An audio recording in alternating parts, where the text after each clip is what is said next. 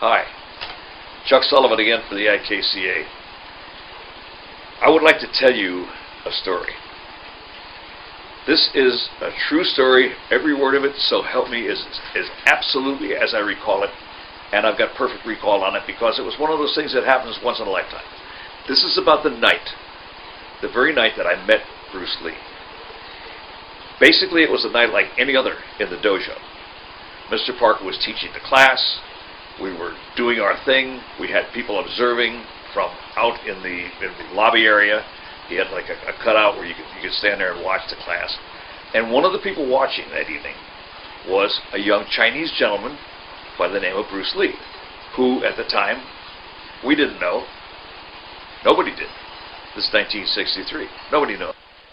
You see, in 1963, when I met Bruce, he was 22 years old. I was 31. This was sometime in the summer of '63. He was born November 27th, 1940. I was born November 13th, 1931. So I was exactly 9 years and 2 weeks older than Bruce. Now, at that stage in your life, having that additional 9 years on a guy, this gives you a lot of life experience. I had a lot more life experience than he had. I'd been in and out of the Marine Corps, and I had lived a lot longer than he had at that point, almost 50% longer. But this kid had a lot more martial arts experience than any of us had. I was a black belt less than a year when I met him, so I was just a new black belt, and that's not very high up. And he was showing us stuff. I mean, he was explaining how he trains and different things that he does, and he demonstrated a one-handed, two-fingered push-up. Oh, come on, that's pretty impressive stuff. I remember feeling his forearm, and I got to tell you, there was like no give at all. I mean, you could have dug your nail in and got nowhere. His forearm was like a piece of steel, and I was duly impressed. And when he was telling us about Hong Kong, really got my attention. Because naturally we were interested in what's going on in Hong Kong. Hong Kong, China, the mecca of Kung Fu, right? And Kempo is basically a Chinese system. It's Kung Fu, so naturally we were interested. And I remember him saying, and these are his words, I'm quoting it. I'm quoting him directly. He said, 95% of what they are teaching over there is commercial bullshit. Whoa, did I hear that right? 95% of the martial arts being taught in Hong Kong in the early 60s was, in Bruce Lee's opinion, commercial bullshit? Wow. But then he went on, and he said, and of the other 5%, he says, half of them are trying, but they don't know what they're doing. Now I'm like, wait a minute. That's 97.5% of everything that's being taught. So that left like 2.5%. And we asked, well, how about those guys? He says, those guys really know what they're doing.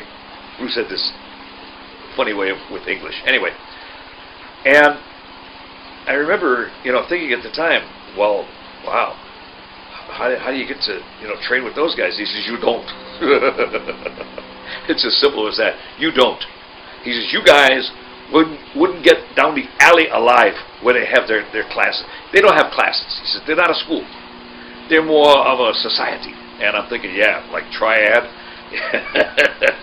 Secret societies. And non-Chinese, forget about it. In fact, even most Chinese. I mean, Bruce had some connections. Bruce had some people that he knew, and they liked him, and he was able to get in and see these guys, and he learned some things from them, but not right away. Anyway, it was really, I mean, this was some mind-blowing stuff from an insider, a guy that was there. I was enthralled, I really was, with this kid, okay? And then he dropped the bomb, and he said, I was watching what you were doing earlier. And he says, and you were doing this. And he showed us something we were doing, whatever it was. And he did it beautifully. I mean, he did it like he had been in the class forever. I mean, not just that night. He was a guy that was just an observer. Just an observer. And yet he did the move, whatever it was. I wish I could remember what it was, but it's really not that important. But what he said next was important. He says, "Why were you doing that?" And, I mean, what kind of a question is that? He knew why we were doing that. We were doing that because Ed Parker was teaching that. And one of us, I don't think it was me, one of us said, "Well, what do you mean? Why are we doing it?" He says, "Oh, I don't know." He says, "Because it was wrong." Say what? It was wrong. What do you mean? What do you mean? I saw Dave Hebler like grow 3 inches in height, and he looked at me like, "You want him or should I take him?" I'm going to grab him by the neck and shake him until his shoes fall off. And I said, I was kind of like, "Well, wait a minute. Let's see what he has to say first." But he went right on. He just kind of passed over our shock because he knew he caused it. So, but this kid was something else. He really was. And he said, "Well," he says, "here's the problem." And he showed us what the move was, and he showed us why it actually violated a principle. It was a bad move, and it was something that we were learning in the class with Ed Parker. So, what do you say to that? Really, I mean, what can you say to that? Let me say this about that.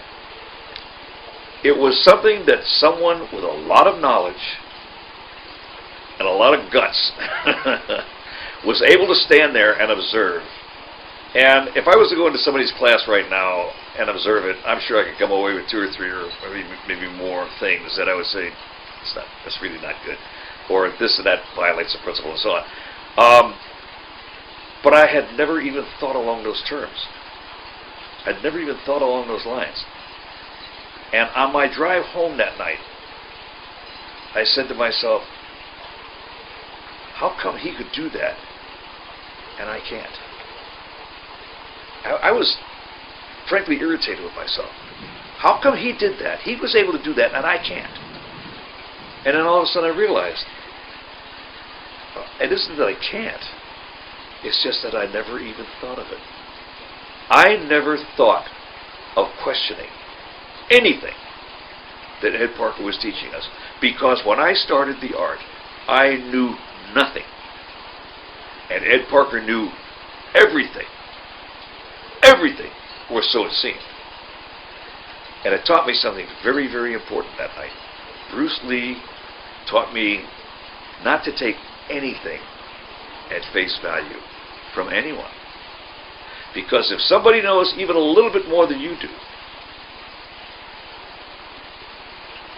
you have no way of knowing if what they're telling you is good, bad, or ugly. You have no way of knowing that. So consequently, you're in the dark. And from that time on, I said, I am not going to take anybody's word for anything. I will take everything under advisement. Now, some things it doesn't matter. Somebody tells you something, it's like, okay, fine, I'll accept that, because who cares? But there's some things you do care about. And the martial arts is one of them. I care about this. I care deeply about it. And I want to know if what somebody is showing me is good, bad, or ugly. Now, the thing that he picked out, let me say this about that. It did not destroy my confidence in the system. Not at all. It was like, okay, so there's one thing. I've found a few others since then. And I just throw them out. I just eliminate them. I won't teach them. Once I find a move that, or something, that I could go into specifics, but it's unnecessary. And once I find that, then it's like, okay, we just won't do that anymore. We won't teach that anymore. Because I don't want people to develop that as a habit and find out one day that they break a bone because of it. So it didn't destroy my confidence in the system, but it sure woke me up. That this kid could come in there and cause the kind of ripples that he did. Bruce had a funny way about him. I really liked Bruce. I really enjoyed being around him for the little bit of time I was. I was busy doing what I was doing. He was busy doing what he was doing, and we never really connected martial arts wise. But we had a mutual conduit in his #1 student, Dan Anasato, and Danny and I used to commiserate quite often about what they were doing and what we were doing, and we would compare notes, and we would find that we were thinking so much along the same lines. But then, of course, Bruce went on to bigger and better things, and I'm not sure that was all good. Anyway, hope you enjoyed that, and I'll never forget it, obviously. I mean, here we are, 40-something years later, almost 50 years later, and I can remember it like it was day before yesterday.